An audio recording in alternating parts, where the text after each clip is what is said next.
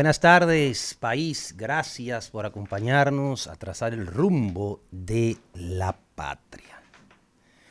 A raíz de los procesos judiciales que iniciaron en el 2020 a la llegada de Luis Abinader al poder y la instauración del calificado Ministerio Público Independiente,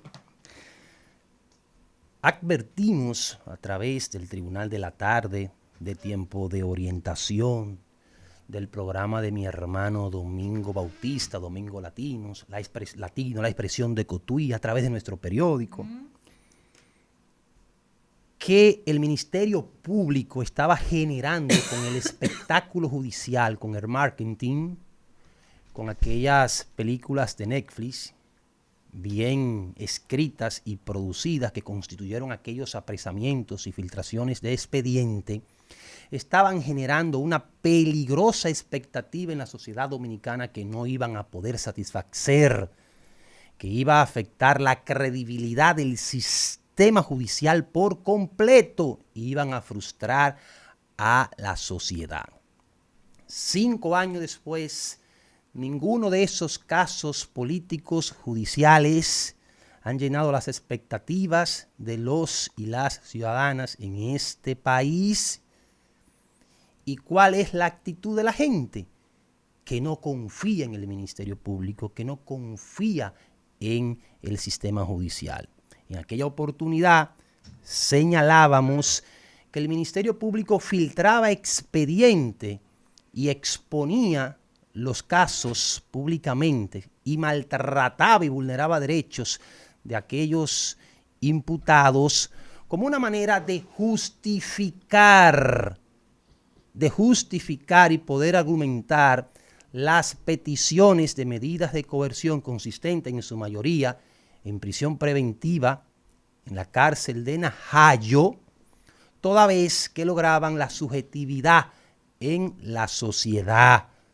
Despertaban el morbo, la sed de venganza en este caso, porque la gente llegó a decir, bueno, si nos robaron, entonces que vayan presos. Era una sed prácticamente de venganza, una sed insaciable de justicia que la gente pregonaba a través de los medios de comunicación y de las redes sociales, y eso le servía de plataforma al Ministerio Público para poder hacer sus solicitudes en las audiencias de medida de coerción y, ¿por qué no?, una manera, atención, de censurar a los jueces. Y era fácil para uno de esos jueces decirle a alguno de esos imputados, aún teniendo el sustento legal para hacerlo, váyanse a su casa para que sigan su proceso. Pero miedo hasta para salir al parqueo, dada la presión que generó la estrategia que muchos expertos califican como judicialización de la política. Entonces justificaban su accionar de sus solicitudes extravagantes de medida de coerción y de alguna manera censuraban previamente las decisiones de los jueces. Pasó el tiempo y la gente decepcionada entonces reacciona de la misma manera frente a otros casos que se presentan en el país. Y traigo esto como preámbulo y a colación a propósito de aquel día gris, 8 de abril, cuando todos despertamos con la terrible, dantesca, dolorosa y estremecedora noticia del colapso del YC, que finalmente dejó un saldo de más de 230 dominicanos que perdieron la vida. Es normal que el dolor se imponga. Es normal que la gente pida justicia. Ahora, la gente ahora, como en aquella oportunidad, desconoce, porque no hubo espacio para eso, desconoce que hay un debido proceso que establece nuestro Código Procesal Penal, que se divide en varias etapas. La primera es la etapa de investigación, que a su vez tiene 2 subetapas. La etapa preliminar, que es aquella donde se identifica el hecho, los presuntos autores, culpable, la calificación, ¿verdad?, jurídica, los indicios de prueba, y la fase preparatoria, que incluye a su vez la solicitud de medida de coerción.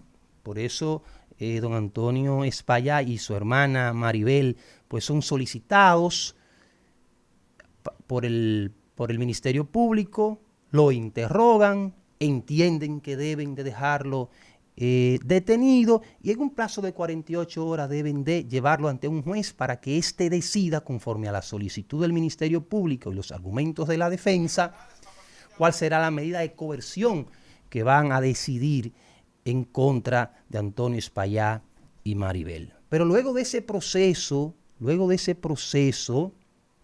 que concluye con la acusación formal, es decir, después que dictan una medida de coerción, es para que durante ese tiempo en el que usted tiene limitada la libertad de esos imputados, el Ministerio Público pueda realizar una investigación.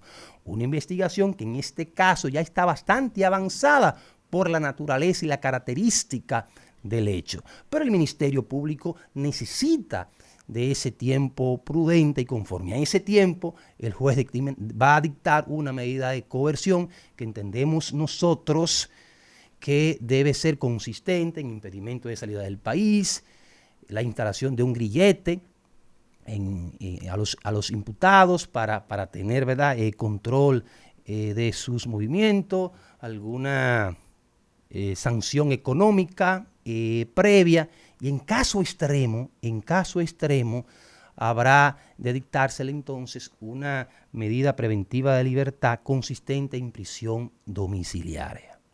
Pasado el tiempo de la investigación que coincide con la medida de coerción, entonces tiene el Ministerio Público que presentar una acusación formal.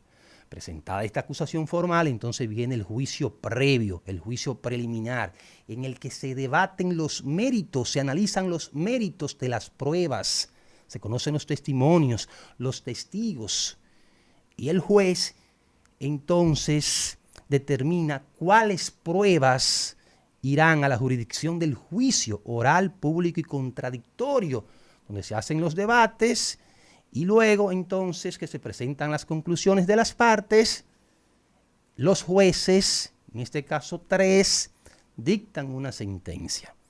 Luego viene la etapa de la ejecución de la sentencia y luego la etapa de las impugnaciones. El proceso concluye cuando el proceso cae en el terreno de lo irrevocablemente juzgado. Ahí termina un proceso judicial. ¿Qué relación guarda la descripción de estas etapas del proceso judicial en la República Dominicana, del proceso penal, con lo que dije al inicio de mi comentario? Que el dolor, el morbo, el deseo de aprovecharse de algunos, pero sobre todo la decepción que ha generado el Ministerio Público, aplaudida en un momento por el gobierno dominicano, ha provocado que la gente no se detenga a entender que por más grande, por más doloroso que haya sido un acontecimiento que haya vulnerado algunas calificaciones, tipificaciones jurídicas de nuestro ordenamiento legal, hay que celebrar el debido proceso. Entonces, con don Antonio Espaillá y con Maribel Espaillá no hubo ningún privilegio. Había que hacer una investigación y la realizó la ONESBIE y un conjunto de expertos calificados. Ahí tenemos el informe preliminar. Las autoridades lo obtuvieron, el Ministerio Público lo analizaron y entendieron que habían las razones para delimitar una acusación, que esto es importante. Ya hay una delimitación desde el punto de vista de la tipificación jurídica. ¿Y cuál es? Homicidio involuntario. A partir de ahí se desarrolla todo el proceso a través de las diferentes etapas. Y después que concluye la etapa de la acusación, no es posible agregar otra calificación jurídica. Finalmente, lo que quiero es llamar la atención del Ministerio Público. Estamos a tiempo de rescatar la credibilidad del Ministerio Público, porque el hecho de que hayan llamado a Antonio Espaillá y a Maribel, dos ciudadanos, dos empresarios con arraigo y que no le hayan puesto un casco, un chaleco y que no le hayan hecho una película de su casa hasta el Ministerio Público, eso no fue incorrecto, eso fue correcto. Lo incorrecto fue lo que le hicieron a otros. Y por culpa de ustedes, el Ministerio Público, es que la gente exige lo que no debe de exigir en este tipo de casos.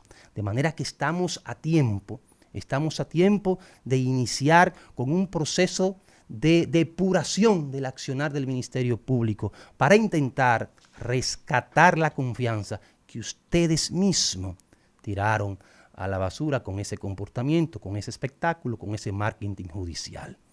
Por lo demás, nuestra solidaridad reiterada con todos los familiares de la víctima de ese lamentable e histórico e inolvidable siniestro. Y para Antonio Espaillat y para su familia también, porque son víctimas del proceso. Lo están sufriendo y están dando la cara y están dispuestos a asumir las responsabilidades que establezcan los jueces a través de un debido proceso. Dale, Álvaro.